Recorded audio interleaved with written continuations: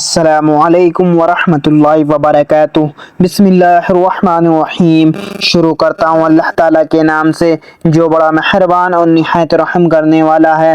صرف 5 منٹ کا مدرسہ قرآن و حدیث کی روشنی میں اسلامی تاریخ۔ 21 جمادی اول۔ نمبر 1، غزوہ ذات الرقاء۔ قریش اور یہودیوں نے مدینہ منورہ اور مکہ مکرمہ کے درمیان تمام قبائل کو مسلمانوں کے خلاف دل کھول کر بھڑکایا، جس کے نتیجے میں بہت سے قبائل مسلمانوں پر حملہ کرنے کی تیاری میں مصروف ہو گئے۔ جمادی اول 4 ہجری میں قبیلہ غطفان کی شاخ بنو محارب اور بنو ثعلبہ نے مدینہ پر حملہ کرنے کے لیے ایک مشترک لشکر تیار کیا۔ جب رسول اللہ صلی اللہ علیہ وسلم کو اس کی اطلاع ملی تو 400 جانثار صحابہ کا لشکر لے کر مقابلے کے لیے نکلے۔ اس غزوہ میں صحابہ کرام کے پاس سواریاں بہت کم تھیں۔ پیدل چلنے سے زخمی ہونے کے سبب پیروں میں پٹیاں باندھنی پڑیں، اس لیے اس کا نام ذات القرع، پٹیوں والا غزوہ پڑ گیا۔ حضرت محمد صلی اللہ علیہ وسلم نے ایک پہاڑی کے میدان میں قیام فرمایا۔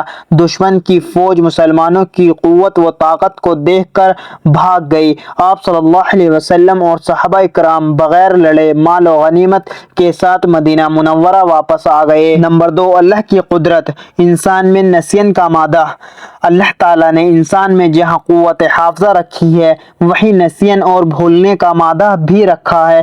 یہ بھول اور نسیان بھی اللہ تعالیٰ کی بہت بڑی نعمت ہے اور اللہ تعالیٰ کی بڑی حکمت اس میں پوشیدہ ہے۔ اگر انسان میں بھولنے کا مادہ نہ ہوتا تو وہ ہر وقت رنج و غم اور ٹینشن میں رہتا، بڑے بڑے حوادث سے وقتی طور پر بڑا پریشان ہوتا ہے، پھر اللہ تعالیٰ بھلا دیتے ہیں تو اس کو سکون ملتا ہے۔ سوچئے تو صحیح وہ کتنی بڑی قدرت والا اور حکمت والا ہے۔ نمبر 3، ایک فرض کے بارے میں سچی گواہی دینا۔ قرآن میں اللہ تعالیٰ فرماتا ہے، اے ایمان والو، انصاف پر قائم رہتے ہوئے اللہ کے لیے گواہی دو، چاہے وہ تمہاری ذات، والدین اور رشتہ داروں کے خلاف ہی کیوں نہ ہو۔ فائدہ: سچی گواہی دینا اور جھوٹی گواہی دینے سے بچنا ضروری ہے۔ نمبر 4، ایک سنت کے بارے میں داہنی طرف سے تقسیم کرنا۔ حضرت انس رضی اللہ عنہ بیان کرتے ہیں کہ رسول اللہ صلی اللہ علیہ وسلم کی خدمت میں پانی ملا ہوا دودھ پیش کیا گیا۔ آپ صلی اللہ علیہ وسلم کی دائیں طرف ایک دیہاتی تھا اور بائیں طرف حضرت ابوبکر صدیق رضی اللہ عنہ تھے۔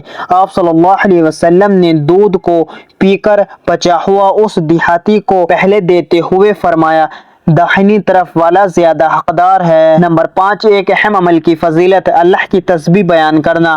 رسول اللہ صلی اللہ علیہ وسلم نے فرمایا، جو شخص سبحان اللہ والحمد للہ ولا الہ الا اللہ واللہ اکبر پڑھتا ہے تو ان میں سے ہر ایک کلمے کے بدلے اس کے لیے جنت میں ایک درخت لگا دیا جاتا ہے۔ نمبر 6، گناہ کے بارے میں قرآن شریف کو بھلا دینا۔ رسول اللہ صلی اللہ علیہ وسلم نے فرمایا، جس شخص نے قرآن شریف حفظ کیا پھر اسے غفلت کی وجہ سے بھلا دیا تو وہ قیامت کے دن اللہ تعالیٰ سے اس حال میں ملاقات کرے گا کہ اس کا ہاتھ یا کوئی عضو کٹا ہوا ہوگا۔ نمبر 7، دنیا کے بارے میں دنیا کا تذکرہ نہ کرو۔ رسول اللہ صلی اللہ علیہ وسلم نے فرمایا، اپنے دلوں کو دنیا کی یاد میں مشغول نہ کرو۔ نمبر 8، آخرت کے بارے میں اہل جنت کا انعام۔ قرآن میں اللہ تعالیٰ فرماتا ہے، بے شک اللہ تعالیٰ سے ڈرنے والوں کے لیے کامیابی ہے، ان کے لیے باغات انگور، ہم عمر نوجوان عورتیں ہوں گی اور چمکتے ہوئے شراب کے جام ہوں گے۔ نمبر 9، طب نبوی سے علاج، صدقے سے علاج۔ رسول اللہ صلی اللہ علیہ وسلم نے فرمایا، صدقے سے اپنے مریضوں کا علاج کیا کرو کیونکہ صدقہ بیماریوں اور پیش آنے والی مصیبتوں کو دور کرتا ہے۔ نمبر 10، قرآن کی نصیحت۔ قرآن میں اللہ تعالیٰ فرماتا ہے، تم اپنے رب کی طرف متوجہ ہو جاؤ اور گناہوں سے توبہ کر لو، اس کی فرما برداری اور اس کا حکم مانو، اس سے پہلے کہ تمہارے گناہوں کا وبال تمہیں آ پکڑے اور پھر کوئی تمہاری مدد نہ کر سکے۔